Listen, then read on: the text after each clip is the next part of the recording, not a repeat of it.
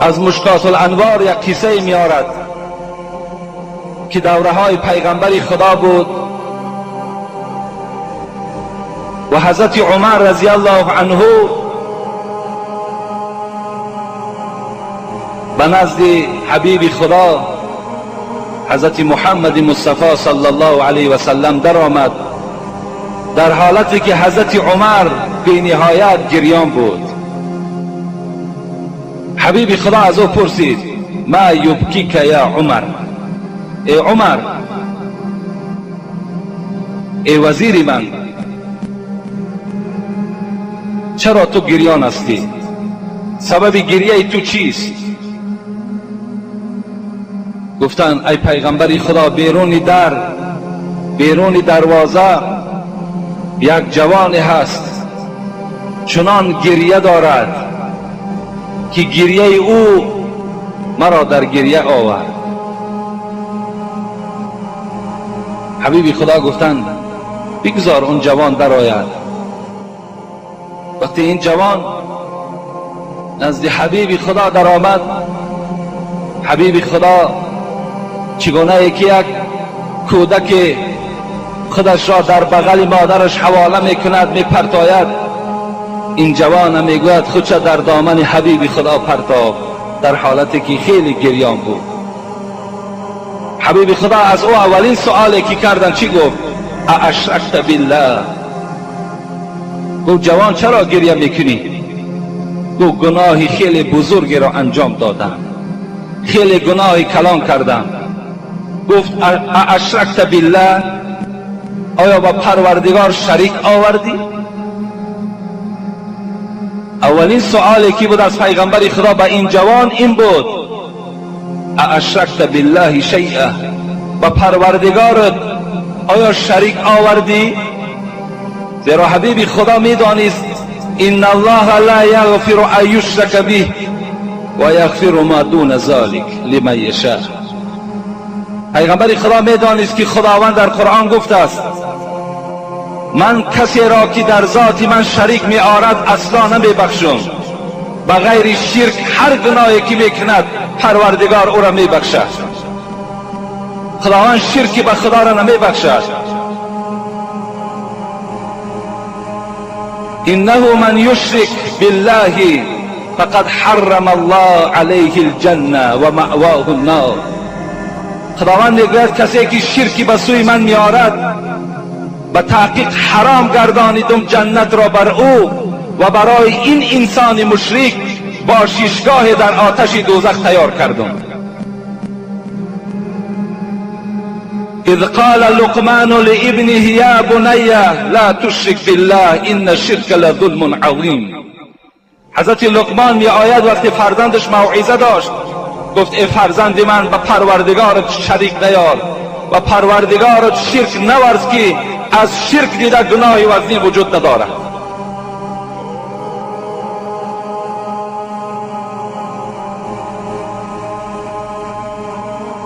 یکی از صحابه های پیغمبر خدا عباده ابن ثابت بود، میگوید: اوصان خلیلی بسبع خصال، به 7 چیز پیغمبر خدا مرا نصیحت کرد. یکم چی گفت؟ لا تشرک بالله و این قطعتم او حرقتم او صلبتم. ای عباده گفت هیچگاه شریکی به خدا نیار. گفت اگرچه تو را پاره پاره کنند، اگرچه تو را در آتش سوزانند، اگرچه تو را در دار کشند، شرکی به خدا نیار.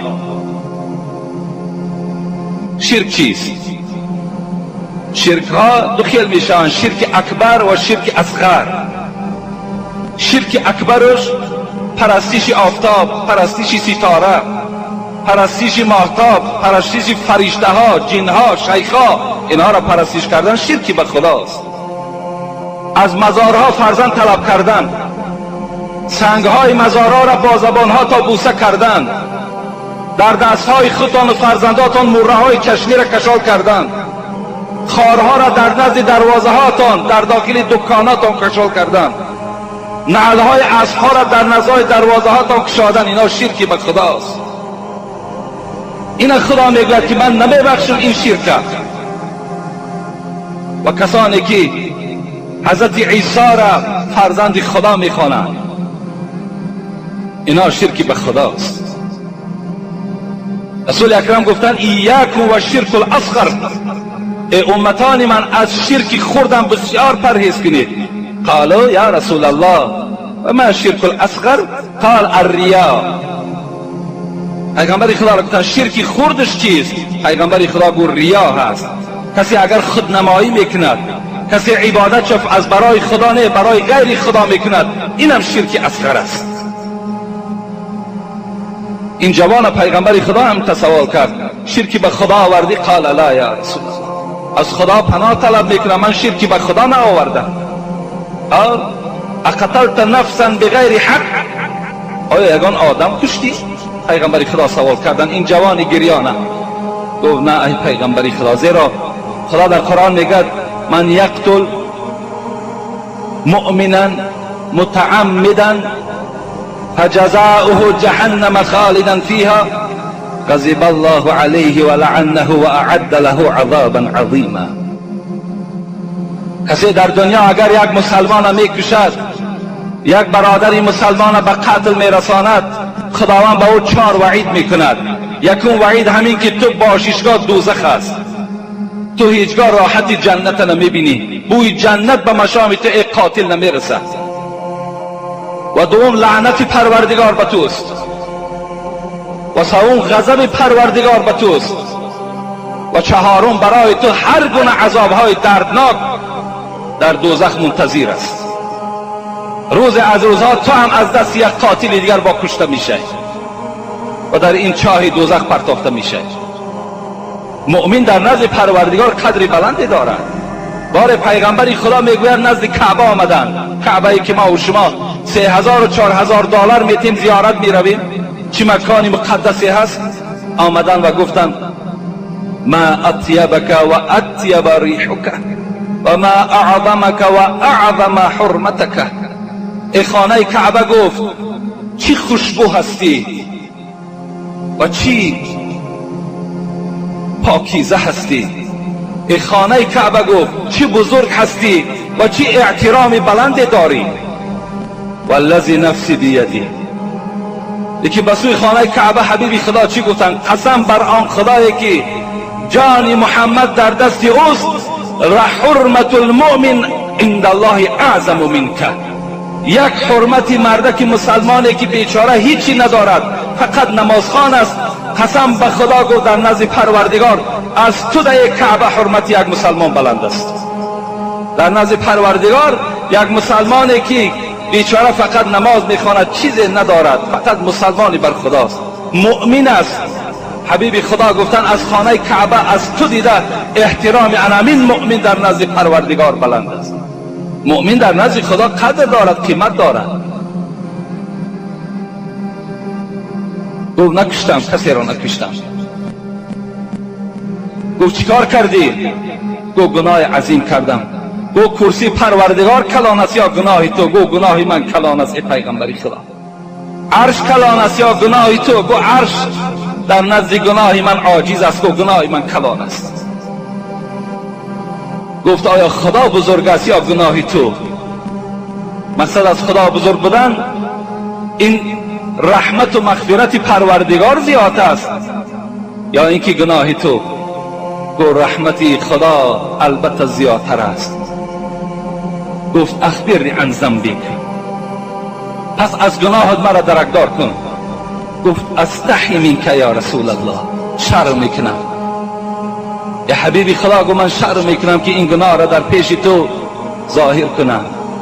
حبیبی خدا گفتن لا تستحی منی اخبرنی عن ذنبک، از من شرم نکن. وقتی گناه کردی از خدا و حبیبی او شرم نکردی، الحال شرم میکنی؟ خبر ده. گفت چی گناه کردی؟ این بنده خدا، این بنده گناهگار.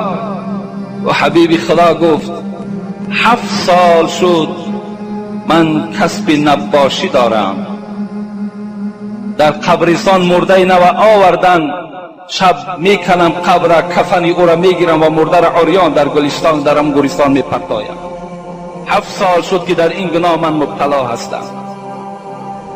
لیکن دیروز یک زن از زنهای مدینه را آوردن، من او را وقتی که بیرون کردم و کفن او را وقتی که از بدن این زن جدا کردم، بدن زیبای او و پاکیزه او، در دل من شیطان وسواس پیدا کرد که اینو تجاوز کن.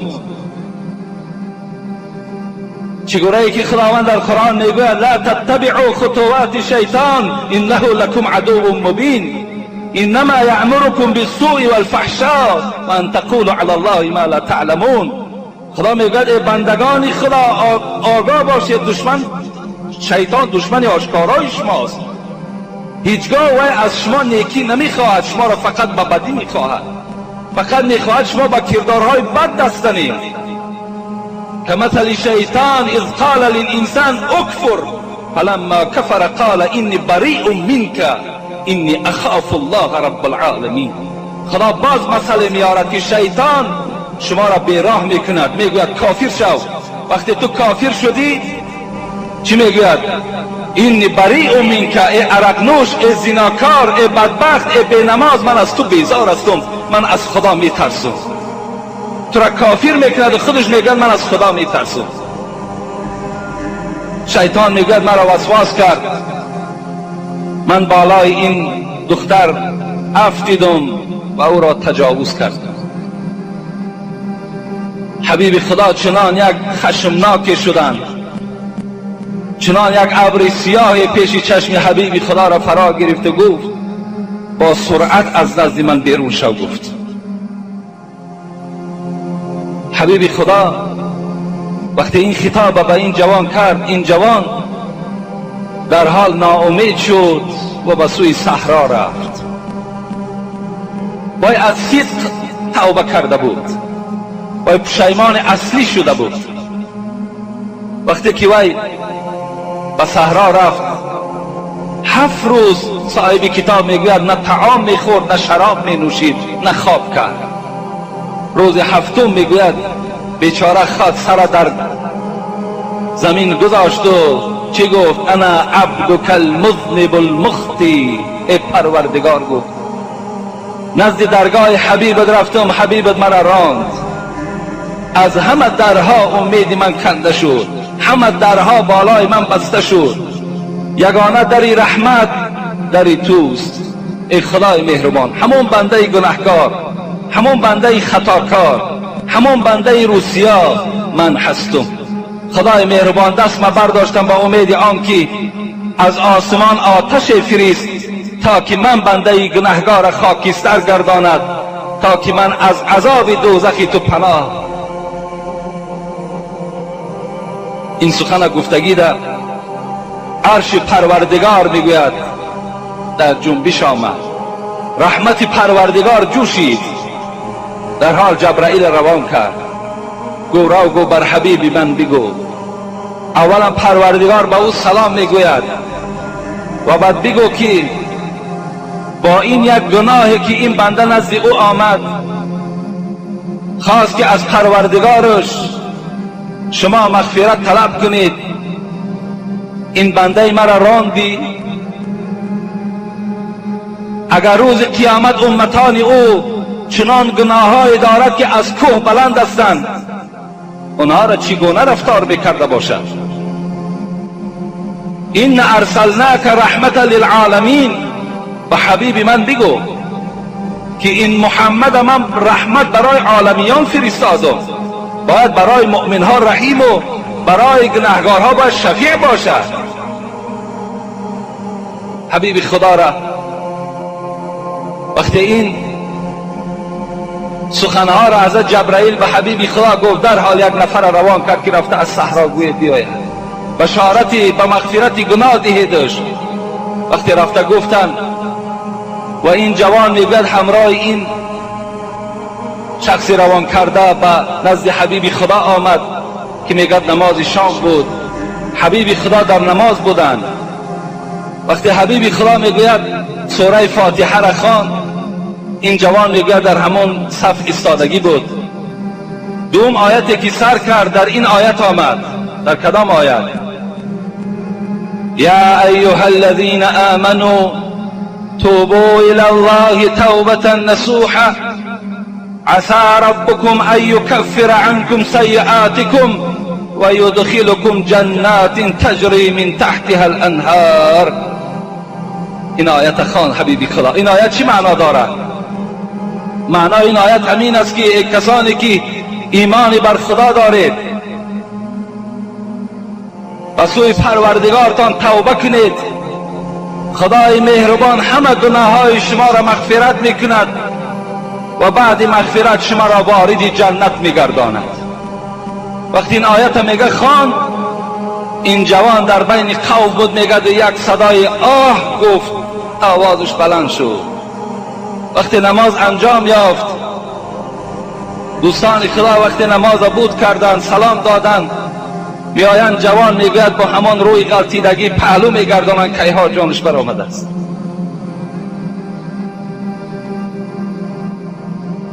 این گونه بنده با این گونه گناه خداوند گناه او را بخشید. خداوند برای او بشارت روان کرد که ما گناه او را بخشیدیم.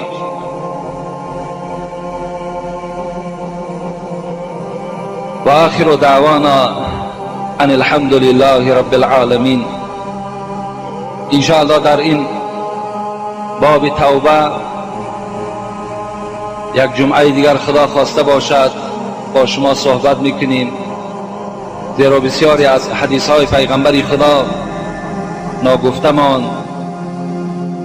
فقط و فقط ما و شما فراموش نکنیم که هر روز باید که ما و شما به سوی پروردگارمان توبه کننده باشیم، زیرا چگونه که در خطبه حدیثی که خواندیم از پیغمبر خدا، کل بنی آدم خطاؤون و خیر الخطائین التوابون، این حدیث ترمذی هست. پیغمبر خدا گفت همه فرزند آدم خطاکار است، اگرچند کوشش میکند لکن از سهو و قصور، از سهو و کمبودی ها هیچ وقت خالی نمیماند بنده مؤمن. همه وقت البته انسان بی خطا و بی سهو نیست.